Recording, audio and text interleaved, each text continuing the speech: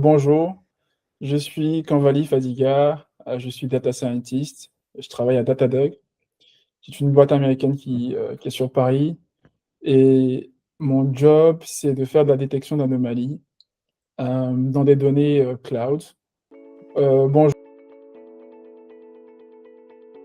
je suis né en Côte d'Ivoire, j'ai grandi à Djamé, euh, j'ai fait le collège Ononguia-Brogua, qui est un petit collège quelque part dans le marché à Djamé.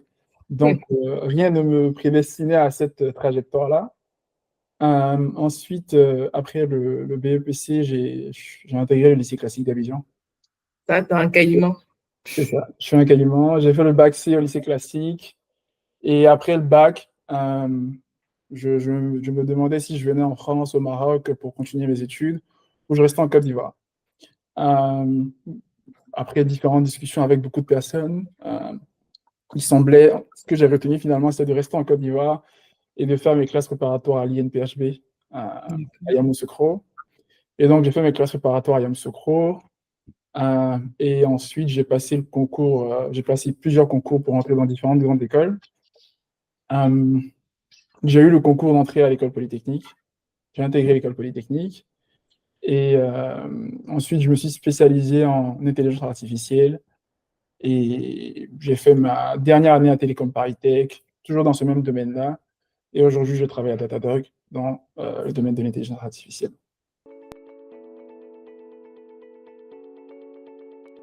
C'était en 2000. J'ai eu mon bac en 2015. Prépa 2017, j'ai fini à peu près. J'ai eu le concours.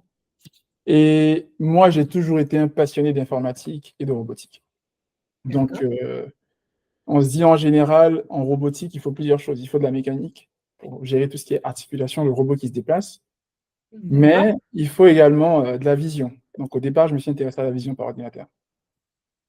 Et donc, la vision par ordinateur, quand tu t'y intéresses, tu as les méthodes anciennes qui utilisent des filtres pour travailler, traiter les images et sortir des patterns. Mais j'ai entendu parler également de l'intelligence artificielle. Donc, tout ce qui est deep learning au niveau de la vision. Et donc, j'ai commencé à m'intéresser de plus en plus à ça quand je rentrais en grande école. Et du coup, naturellement, quand je suis arrivé, je me suis orienté plutôt vers ça. Et donc, mes choix de cours étaient toujours autour de ça. Donc, informatique à la fois et mathématiques appliquées pour pouvoir avoir une combinaison des deux, parce que c'est ce qui est essentiel pour travailler dans l'intelligence artificielle en général. Je vais prendre un exemple simple. Imaginons que tu as une entreprise qui vend des jus, du bissap, du baobab, je sais pas, dans des pots. À Abidjan, tu as plusieurs points de vente. Tu as plusieurs points de vente qui sont distribués dans la ville. Et pour suivre un peu ce que tu fais, imaginons que tu as un cahier ou tu as un fichier Excel où tu vas noter les poids des marchandises qui sortent le matin, les différents éléments qui sortent, le nombre de pots, les personnes qui travaillent sur chaque stand. Donc, tu notes beaucoup de choses. Et ça, finalement, c'est ce qu'on appelle la data. La data, c'est le fait de récupérer plein d'informations sur plusieurs choses et de les centraliser quelque part. Maintenant, une fois que tu as ces données-là, bah, qu'est-ce que tu en fais? Et c'est là où intervient le data scientist en général. Tu as beaucoup de données et l'idée, déjà, c'est que tu as envie de comprendre ces données-là. Tu as envie de simplifier la manière dont tu les lis. Et donc, le rôle du data scientist, dans un premier temps, ça sera de te présenter ces données-là de manière cohérente et de manière simple. On va t'afficher, par exemple, l'évolution des ventes par point de vente. On va t'afficher les produits les plus vendus, les moins vendus. Et donc, on va te présenter tes données-là de manière simple.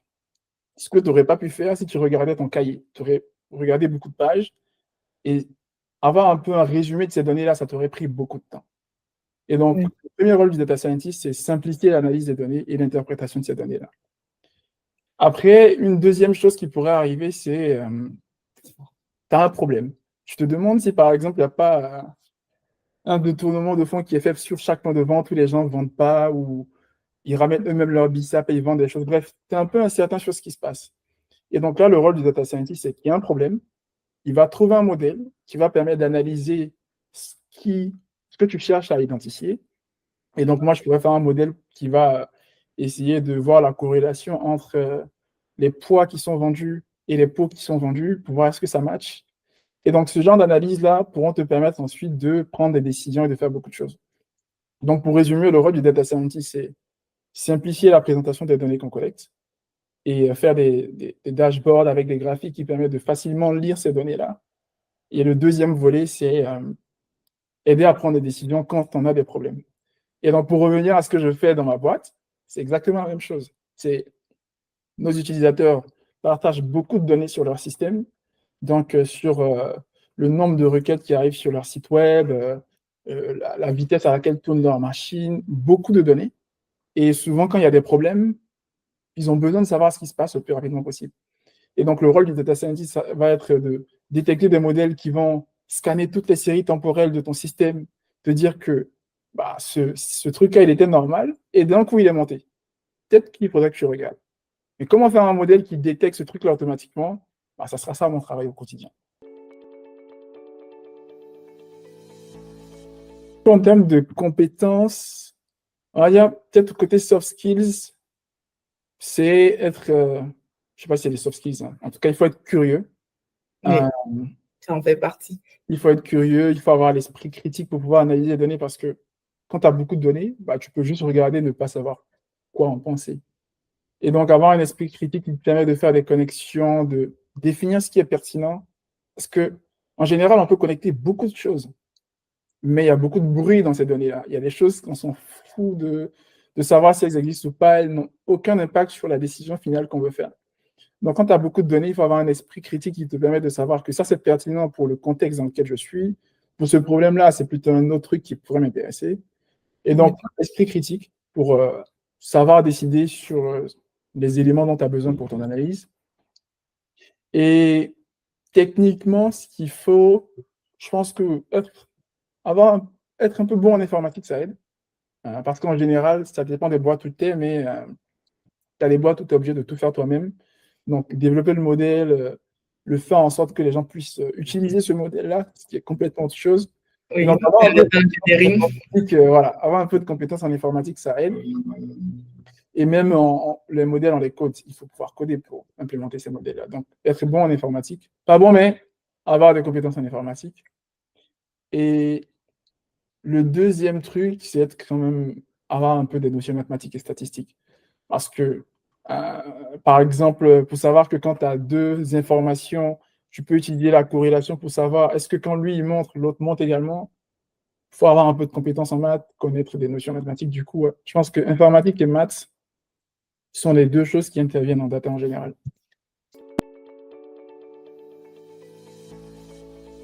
C'est le fait qu'en général, la data, c'est pas comme l'informatique en général. En informatique, quelqu'un qui fait un logiciel, on lui dit voici ce que je veux, voici comment ça va se présenter, et ton objectif, c'est de te rapprocher le plus possible de ce qu'on te demande. En data, tu as plutôt un problème, mais le chemin, peut-être que c'est le cas en informatique. En informatique, c'est vrai que le chemin n'est pas forcément défini, mais ce que je veux dire, c'est au niveau de la data, il y a un gros challenge intellectuel parce que tu n'as pas la réponse dès le départ. Tu ne sais même pas quoi regarder comme données. Alors qu'en informatique, c'est j'utilise tel package ou tel outil pour faire telle chose. Peu importe ce que j'utilise, mon but, c'est de juste faire ça. Mais la data, c'est je ne sais même pas quoi utiliser. J'ai des données, mais comment je choisis? Qu'est-ce qui est pertinent? Comment je les regarde? Comment je les analyse? Comment je supprime ce qui n'est pas bon? Donc, il y a beaucoup ce truc-là où tu débutes un projet et tu ne sais vraiment pas dans quelle direction tu t'en vas. Donc, il y a ce truc-là de chercher ce qui est pertinent, de filtrer, et il n'y a pas un résultat final. Tu fais un premier truc, tu as une performance. Tu arrives à trouver 50% du temps la bonne réponse. Et l'autre moitié du temps, tu t'en sors pas. Et donc, il y a ce truc-là de, OK, j'ai un premier truc, je reviens. Est-ce que je peux changer mes données? Est-ce que je peux changer mon modèle? Est-ce que je peux supprimer des choses? Donc, il y a ce truc-là où c'est un peu cyclique, où tu cherches jusqu'à aboutir à une performance qui est plutôt raisonnable ou qui est bien selon le cas business que tu as, et ensuite le mettre en production. Et même après ça, il faut continuer à l'améliorer, bien sûr. Mais ouais, il y a toujours ce truc-là de j'ai pas la réponse, je viens, c'est un peu vague et j'essaie dans ce brouillard-là de trouver la bonne direction et avoir un truc qui pourrait répondre aux problèmes qu'on a, que je trouve fascinant et intéressant. Et c'est ce qui me motive chaque jour. Aujourd'hui, l'IA ne m'aide pas dans la partie exploration. C'est là où c'est un peu la différence. mais ça m'aide beaucoup. En tout cas, ce qu'on appelle l'IA aujourd'hui, c'est les outils, genre l'IA générative. Ça m'aide beaucoup dans la partie code. Dans la partie code, en général, il y a des petits bugs par-ci, tu te souviens plus de quel élément utiliser. Et donc, dans la partie IA, ça m'aide à être plus rapide sur les aspects qui n'ont pas besoin je vais pas dire, qui n'ont pas besoin de trucs qui ne sont pas très concrets. Donc, tout ce qui est code, ça m'aide beaucoup. Mais en général, le rôle d'un data scientist, dépendamment de dans quelle boîte tu travailles, c'est même de faire des IA. Donc, tu peux utiliser des IA pour t'aider dans le process d'implémentation. Et moi, c'est surtout là où ça m'apporte de la valeur. Mais en fonction de ce que tu fais, ton rôle même peut être de faire ces IA-là, quoi, finalement. D'accord. Je pense que j'ai pas eu de difficultés, moi, de mon côté. Ça peut peut-être pas être le cas de tout le monde parce que moi, ça m'a toujours intéressé. Et je pense que moi, c'est ma curiosité qui m'a toujours aidé dans beaucoup de choses. Je suis là, je découvre un nouveau truc, sur Twitter, dans la communauté. Je vais pas juste m'arrêter à ah, j'ai vu ça, c'est intéressant. Je vais peut-être essayer de tester moi-même. Et en général, quand il s'agit de l'informatique et de l'IA, en général, l'école te donne des bases. On te dit, bah, voici des méthodes statistiques, voici des choses, mais en général, si tu ne mets pas ta main dans le truc, tu n'apprends pas grand-chose. Et donc, je pense que ce qu'il faut en général dans ce truc-là, c'est la curiosité, l'envie de tester des choses. Et ouais, c'est surtout ça, quoi. Donc,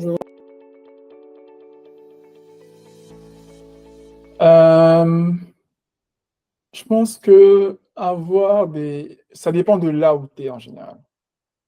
Si tu es en école, moi, ce que je recommanderais, c'est si tu sais que tu vas arriver sur le monde du travail, tu n'as aucune expérience professionnelle, il faut que tu aies quelque chose en plus. Parce qu'aujourd'hui, le domaine de la data, on entend ça partout.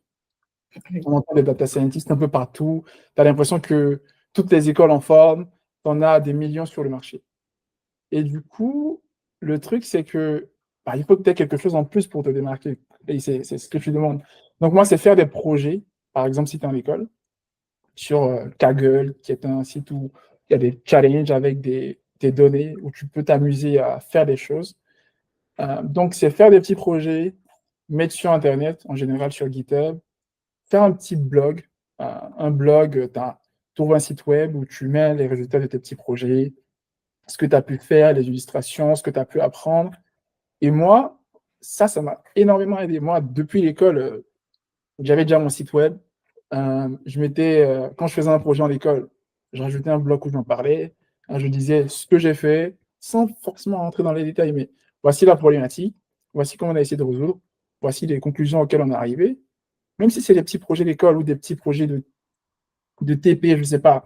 Si tu as fait un truc différent, il faut avoir une vitrine pour le présenter. Et déjà, ça te permet de te démarquer par rapport à, je ne sais pas, 80% des gens, quoi. Avoir un projet, avoir une vitrine qui en parle. Et les gens vont se dire, OK, il est différent, il arrive à partager ce qu'il fait. Et donc ça, moi, en général, je pense que c'est ce que je recommande. Une fois que tu es en entreprise, je pense que l'idée, c'est de faire des choses, quoi. C'est de faire des choses. Est-ce que c'est des choses qu'on peut partager? Oui et non, parce qu'il y a des choses où une entreprise qui développe une innovation grâce à toi, tu ne vas pas venir partager comment c'est fait. Du coup, en entreprise, c'est bosser sur des trucs challengeants et ne pas chercher forcément la facilité pour que quand tu changes d'emploi, tu puisses avoir des trucs solides à présenter.